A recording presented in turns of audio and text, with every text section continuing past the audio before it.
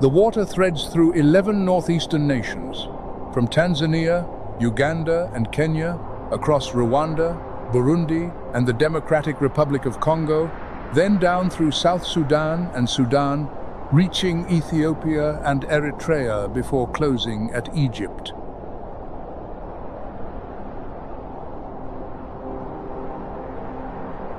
Its origin lies around Lake Victoria, where the branch called the White Nile heads north, while to the east, the Blue Nile rises from Lake Tana on the Ethiopian plateau.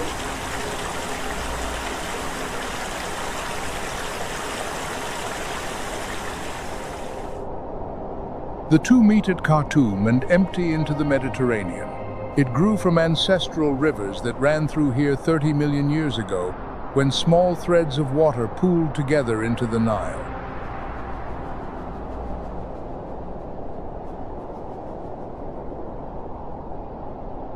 On a lake as still as glass, the first to reveal itself is a statue that knows how to wait motionless in the shallows, never trailing, never chasing, only waiting. This is the shoebill.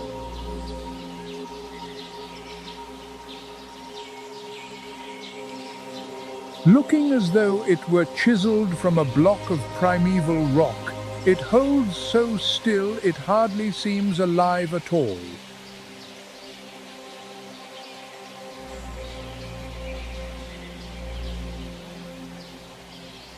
But the instant a lungfish slips by below, the statue drops in a blink.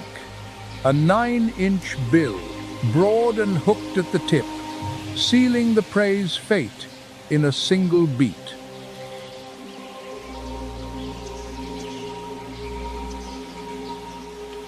In the upstream marshes, it is this bird that keeps big fish and amphibian numbers under control, holding the whole region in balance.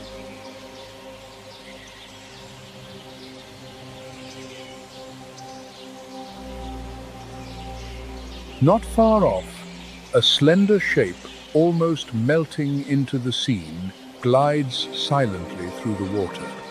The African darter, its winding neck reminiscent of a serpent.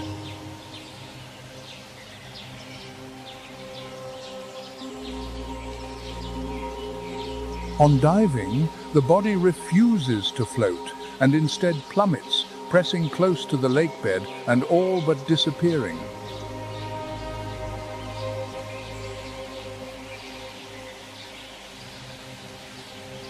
That long neck plays the part of a spear. Whenever catfish, electric fish, or tilapia drift into range, the strike of its pointed bill comes too fast to dodge, carrying its success rate as high as 68%.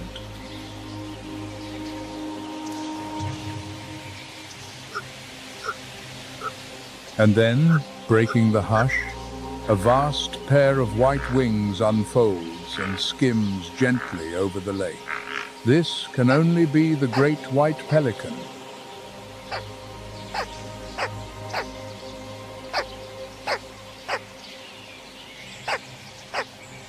Full grown, an individual can stretch to 6 feet, span more than 12 feet across the wings, and weigh past 33 pounds.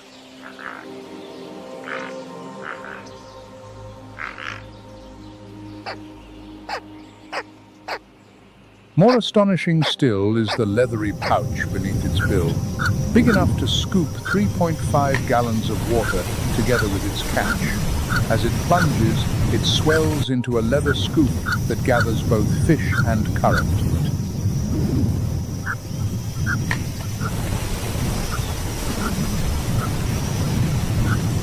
In more than a few traditions, a pelican opening its own chest to raise its chicks on its blood is read as an emblem of holy giving.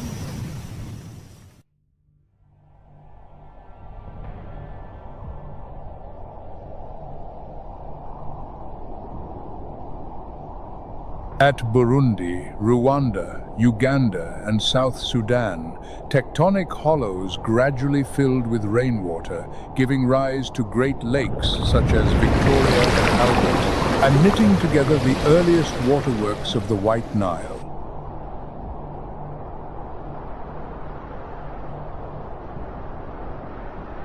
Today, stretching over 2,300 miles, the White Nile is the calmest and most enduring branch. Even at the height of the dry season, when many other rivers run to bare bed, it keeps a constant current.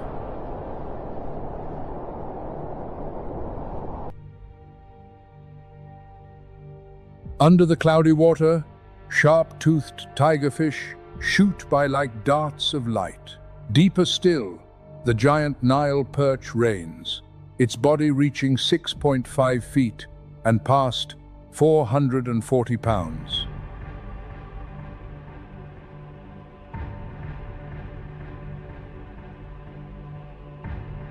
Along the very edge, the African clawless otter threads under layers of rotting leaves, while on a freshly exposed flat, a monitor lizard inches forward, its forked tongue tasting the air again and again.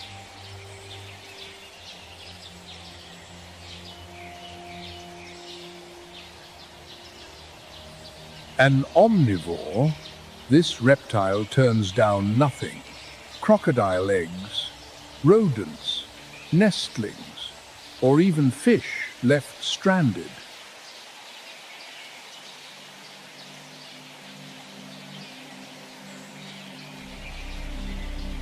And on dry ground, the driver ants open their march, more than 20 million bodies rolling on like a living tide, stripping bare everything in their path.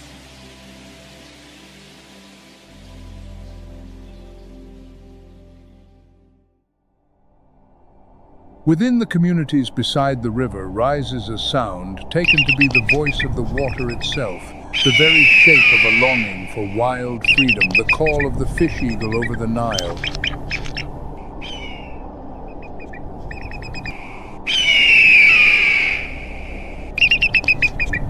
That cry is rarely a solo. It is usually a duet, when male and female perch side by side and answer one another to bind their pair and lay claim to their patch of sky.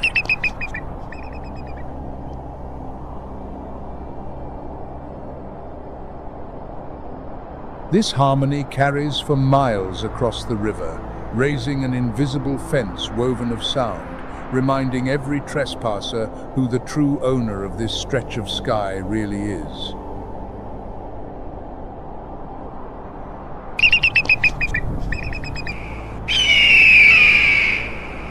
With a wingspan past 6.5 feet and curved, keen talons, when a fish rises near the surface, it lets itself fall and snatches the prey clean away in a blink.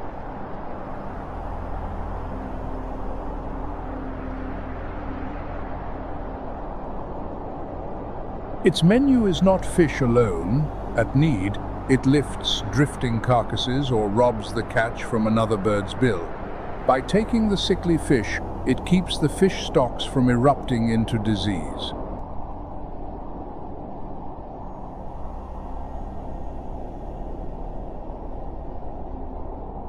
Higher than that echo, the martial eagle appears, casting an overwhelming shadow across the ground. An 5-foot span, eyes sweeping over 3 miles. It reads every small stir below.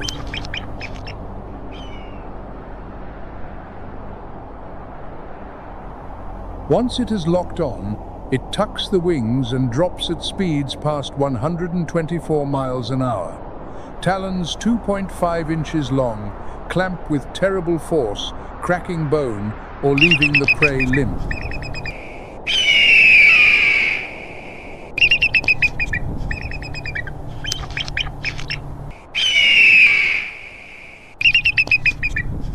From on high, the eagle's eyes take in a whole reach of the river.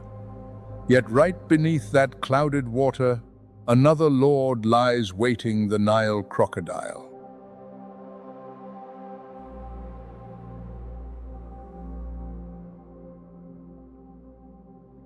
Its line was already here when the dinosaurs still ruled, its form scarcely altered across the long stretch of millions of years.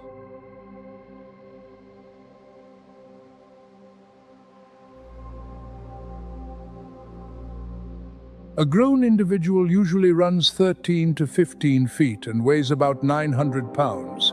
The record belongs to one that touched 21 feet and over 2,200 pounds.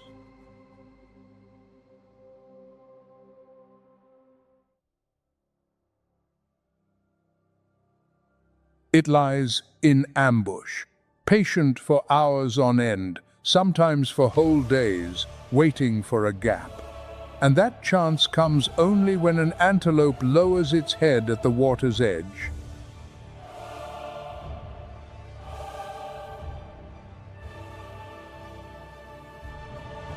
In a single blink, its huge frame of muscle detonates. The jaws slam shut with a force above 4,500 pounds, biting deep into the victim's shoulder.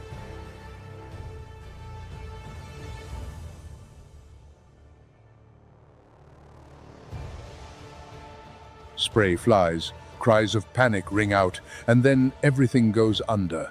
Down on the riverbed it spins in a frenzy, one revolution that grinds sinew and bone apart.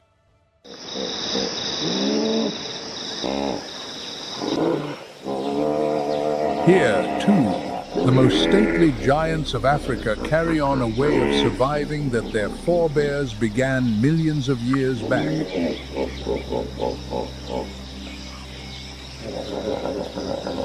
This is the hippopotamus.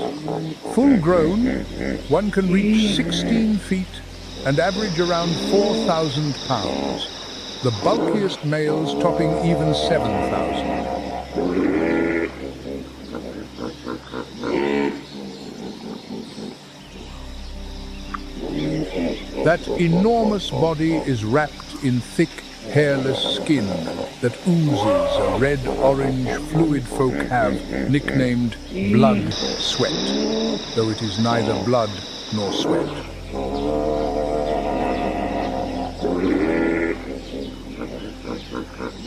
It is a gel the skin secretes, carrying two acid pigments.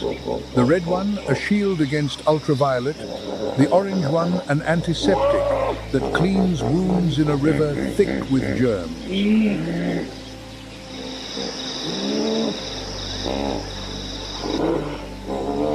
The hippo is no fine swimmer. It shoves itself along the river bottom as if walking below.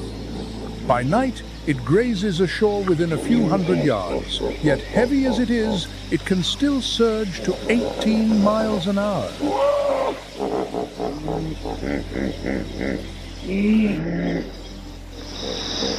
And though it belongs nowhere among the hunters, the hippopotamus still ranks among the most dangerous creatures on the continent.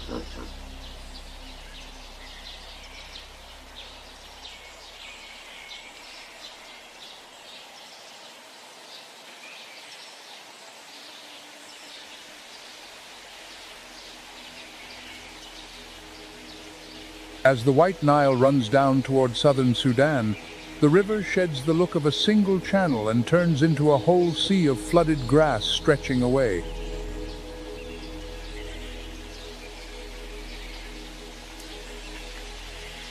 It crosses into the enigmatic country named the Sud. No true banks, no set course, just a maze woven of reeds, dead still water and grasses soaked in tropical damp.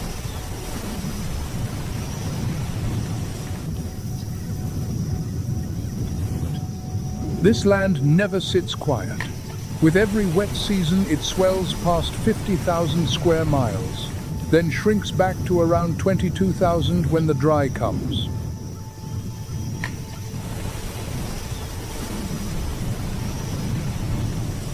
That rise and fall decides every living thing here, from lungfish clinging on in the mud to herds of antelope, millions strong, following the water.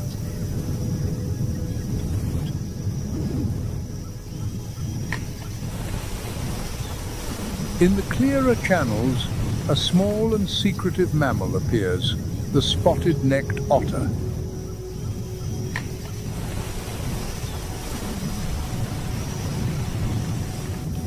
But not everything in the Sud hides underwater. As the wet season closes, the Suds water pulls back to reveal tender new grass, and the hour to set out has come.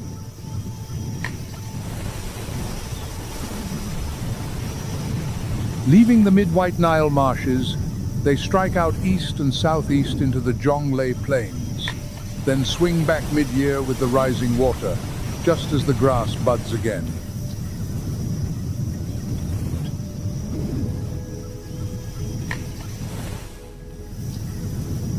In 2023, scientists recorded a staggering figure, a migrating throng, estimated in the several millions, most of them white-eared cob.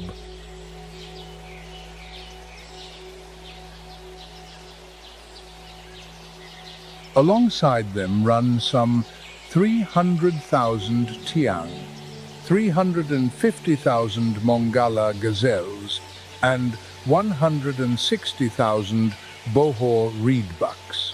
Leading that great passage are instinct, the scent of new grass, and the river's pulse.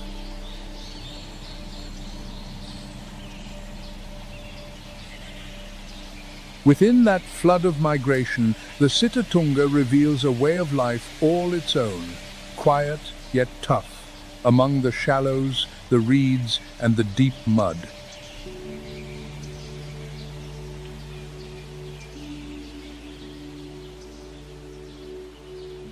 Its spread hooves, as long as 6 inches, let it glide over the soft mud without sinking. A dense, oiled coat keeps the whole body waterproof, as if it always wore armor against the wet.